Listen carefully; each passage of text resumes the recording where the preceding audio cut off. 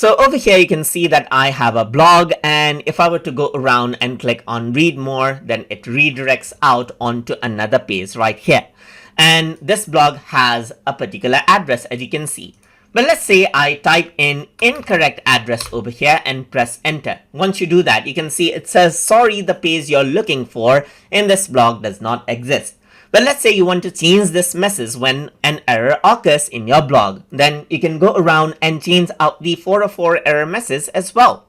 So to do that, I can go around onto my blog dashboard right here and then go under settings. And once I go there, you can go around and scroll down, and over here you can see that error and redirects is an option, and you can go to custom 404. So here you can type in you have unfortunately accessed a page that doesn't exist.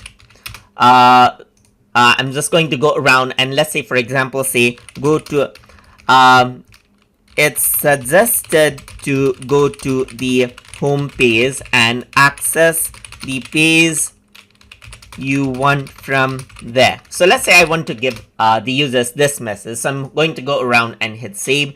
And once that's done, the error message has been saved. And now if I were to go around over here onto my home page, so let's just go around onto home page right here and then click any blog post right here, it shows up. But let me just go around and change this out. I'm just going to go around and press enter. And once you do that, you get the error message, as you can see right here. It says you have unfortunately accessed a page that doesn't exist, and it's suggested to go to the home page and access the page you want from there. And it is over here, as you can see. And that is how you can work around and access out 404 error message inside of Blogger, and then change it out to the message as you want. So hope you guys learned something as always. And as always, please like, comment, share, and subscribe.